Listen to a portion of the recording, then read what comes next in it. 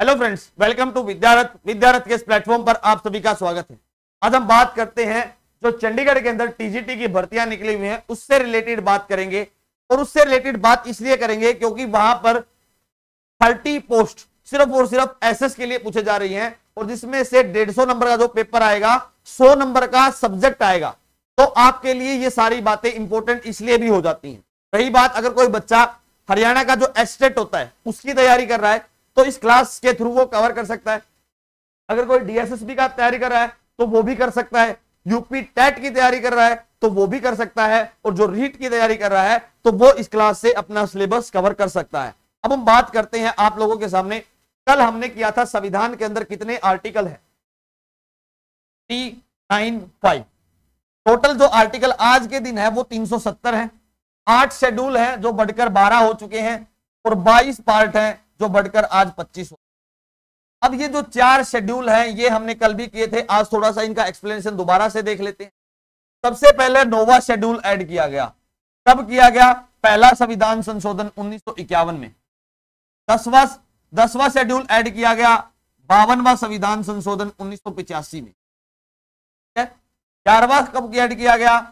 73वां संविधान संशोधन 1992 की नरसिम्हा राव की गवर्नमेंट थी। के बाद 12वां शेड्यूल आता है। जो 12वां शेड्यूल है वो 74वां संविधान संशोधन 1992 में ही बात करता है। यहां पीवी नरसिम्हा राव की गवर्नमेंट थी तो पीवी नरसिम्हा राव ने लोकल सेल्फ गवर्नमेंट को इंट्रोड्यूस किया था, यानी यहां पर पंचायती राज सिस्टम आया था और यहां पर म्युनिसिपैलिटीज हमें देखने को मिली थी। के बाद अब 52वां संविधान संशोधन। 52वां संविधान संशोधन कहता है कि एक पर्टिकुलर जो आदमी है अगर वो एक पार्टी से जीत जाता है तो वो दूसरी पार्टी को ज्वाइन नहीं कर सकता, स्पेशली इलेक्शन जीतने के बाद। अब बात करते हैं पहला संविधान संशोधन। जो पहला संविधान संशोधन है उस समय जो लैंड रिफॉर्म्स है यानी जो भूमि के रिफॉर्म्स है उनको लाने की बहुत बड़ी आवश्यकता पड़ गई थी। इसकी वजह से नोवा शेड्यूल ऐड किया गया और नोवा शेड्यूल में ये बातें रखी गई, अगर आउट ऑफ द कंटेक्स्ट जाकर हमें कुछ काम करना पड़े तो वो हम कर सकते हैं। लेकिन यहां पर एक बात आती है कि नोवा schedule out of the context जाकर बात क्यों करता है? क्यों इसलिए करता है क्योंकि हमारे पास आज के दिन 6 मौलिक अधिकार है, 6 फंडामेंटल राइट है। लेकिन जब हमारा देश आजाद हुआ तो हमारे पास 7 मौलिक अधिकार हुआ करते थे और उसमें से एक मौलिक अधिकार था right to property. Right to property यानी अपनी जो जमीन है का भी आपको अधिकार है।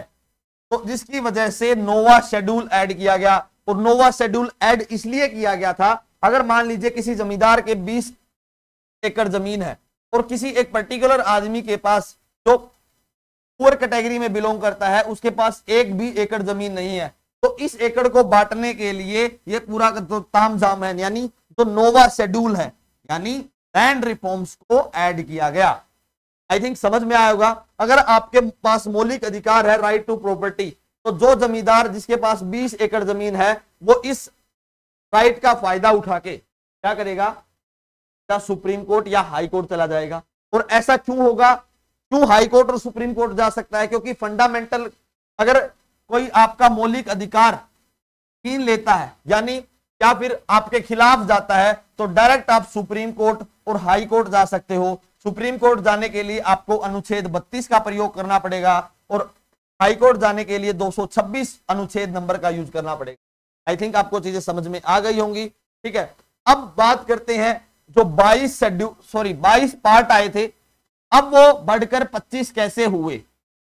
लेकिन आज जब आप संविधान को देखोगे तो उसमें आज भी 22 ही पार्ट हैं। जो आखिरी नंबर पार्ट है वो पार्ट 22 ही, लेकिन 25 कैसे हुए? 25 होने का पीछे का कारण समझिए। जैसे जो 4th पार्ट है के अंदर 4th ए ऐड कर दिया गया, 9th ए के साथ 9th बी ऐड कर दिया गया, ट्रिब्यूनल ऐड कर दिया गया, शायद 14 ए आता है ट्रिब्यूनल में।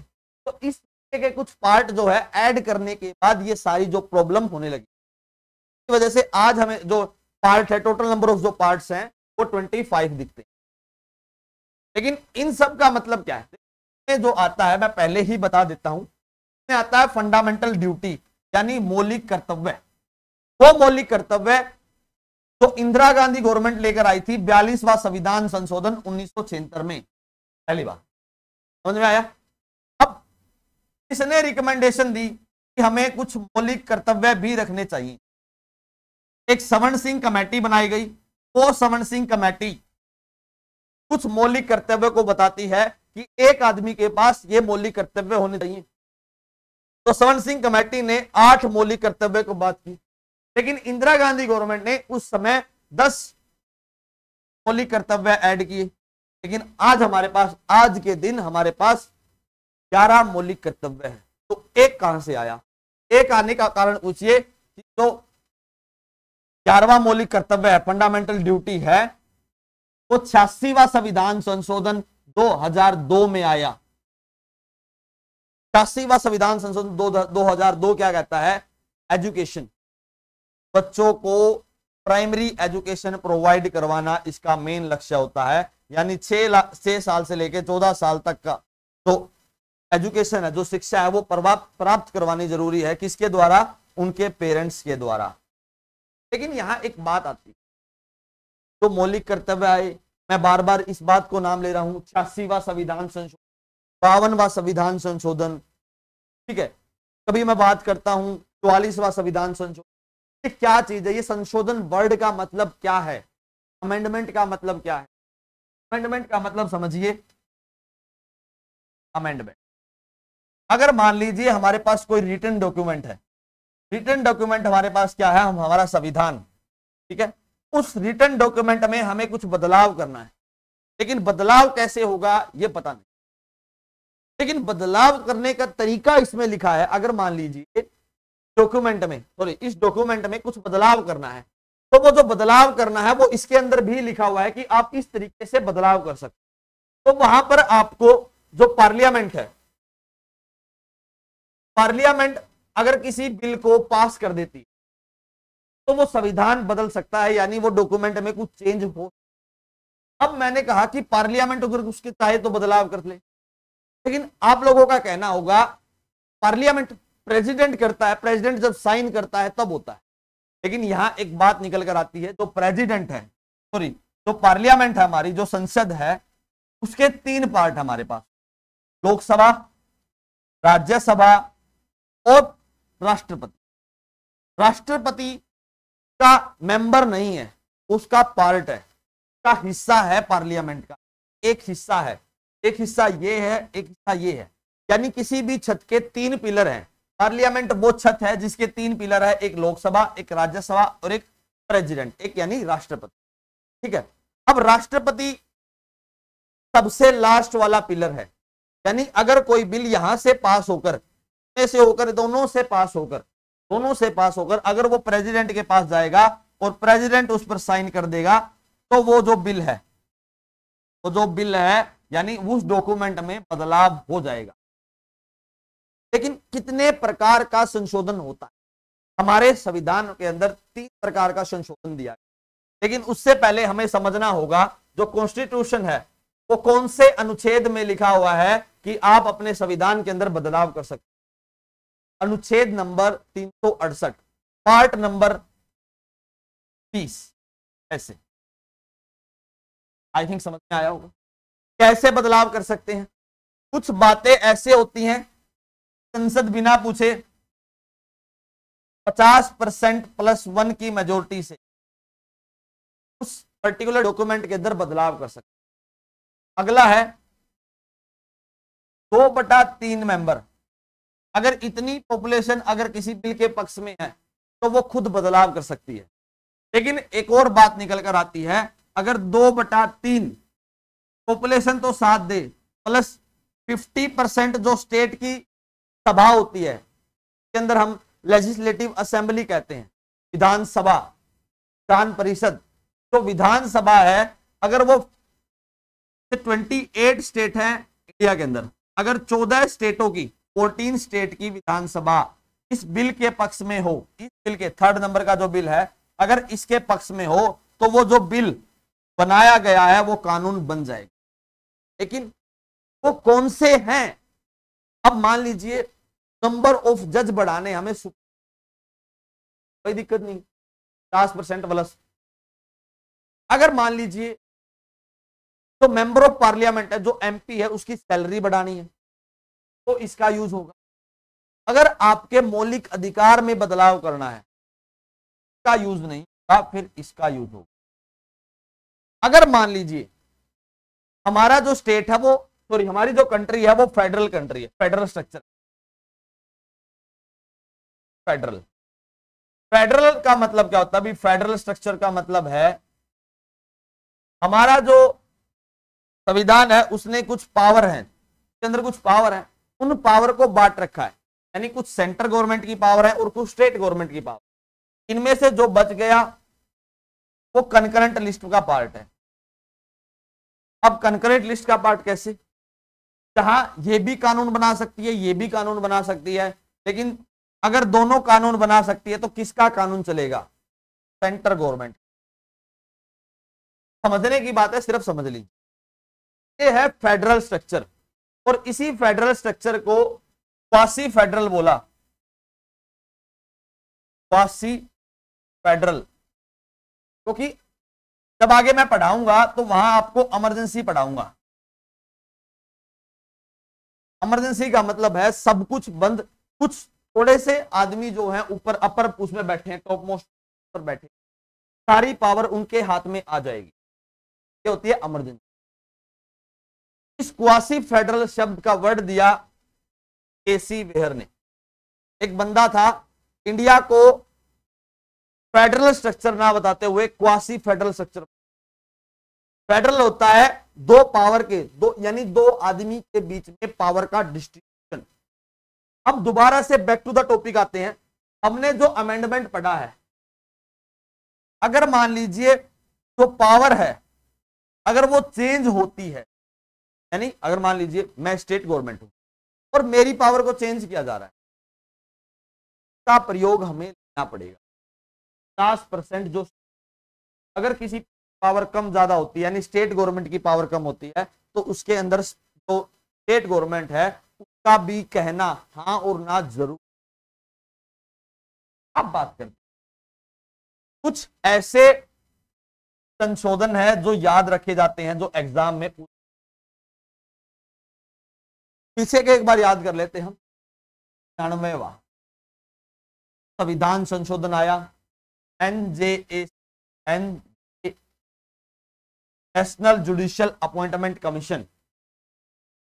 जो सुप्रीम कोर्ट का जज होता है वो अपने आप अपने लोगों से पूछकर को अपॉइंट करवाकर राष्ट्रपति को सौंप दिया जाता है कि आप इस पर्टिकुलर बंदे को नया चीफ जस्टिस या फिर नया जज चुन, यानी उसके अंदर जो एग्जीक्यूटिव एरिया है, यानी जो हमारा प्राइम मिनिस्टर है, कैबिनेट है, या फिर जो लोकसभा सॉरी पार्लियामेंट है, उसका कोई रोल नहीं है।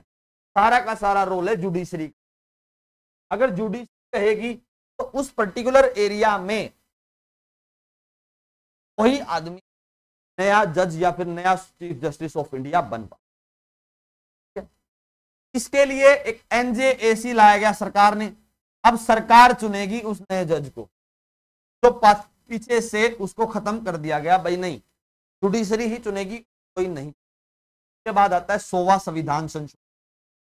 100वां संविधान संशोधन क्या कहता है? क्या और जो बांग्लादेश के बीच में लैंड एग्रीमेंट हुआ, मान लीजिए आपकी जमीन मैं ले लूं, तेरी आप ले लो, तो ये है 100वां संविधान संशोधन हमारा बांग्लादेश के। तो एक संविधान संशोधन जो GST लेकर आता, गुड्स एंड सर्विस टैक्स, तरीके का टैक्स है, डायरेक्ट टैक्स है या फिर इनडायरेक्ट टैक्स। भाई GST जो है इनडायरेक्ट टैक्स, आ गया समझ में? अब 102 की बात करते हैं। 102 संविधान संशोधन, national commission for backward class. तो BC जो लोग हैं उनके लिए एक नया कमीशन बनाया गया। ये पहले शेड्यूल कास्ट और शेड्यूल ट्राइब के लिए एक अलग से कमीशन है, मतलब NC, SC, NC और ST।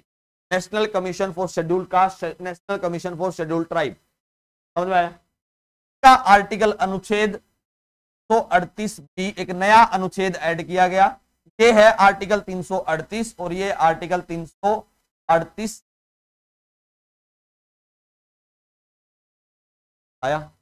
के बाद बात करते हैं तो 3 संविधान संशोधन। IWS, economic weaker section. तो 4 में क्या आता है, जो SC ST की रिजर्वेशन है तो बढ़ा दिया जाता है 2030 तक। और ऐसे कर करके, यानी जब पहली बार रिजर्वेशन ऐड की गई स्पेशली फॉर SC, वो 1960 तक, यानी 1950 से लेकर 1960 तक ही होना, तो बढ़ा बढ़ा के 1960 से लेकर आज 2030 आ चुका है। और रिजर्वेशन ऐसे के ही ऐसे है, यानी हर साल जब भी टाइम आता नजदीक, उस रिजर्वेशन का जो टाइम पीरियड है उसको बढ़ा दिया। अब बात करते हैं, 104 हो गया है, अब 105 की बात कर लेते हैं। 105 में तो सेंट्रल गवर्नमेंट है तो पावर दे दी गई, तो रिजर्वेशन की कास्ट है का भी आप सब कैटेगराइजेशन आपने देखा होगा। अब OSC हरियाणा के अंदर जब देखोगे तो DSC, ठीक है, other scheduled caste, depressed schedule caste, इस तरीके से डिवीजन कर दिया। इस तरीके से BCA और BCC ये भी तो वही चीज है, लेकिन तो कैटेगराइजेशन की जो पावर है वो 105 संविधान संशोधन उसके तहत हुई। अब बात करते हैं 106 संविधान संशोधन। तो 6 संविधान संशोधन में जो महिलाएं हैं, तो वुमेन है, तो रिजर्वेशन जो है 30% रिजर्वेशन दे।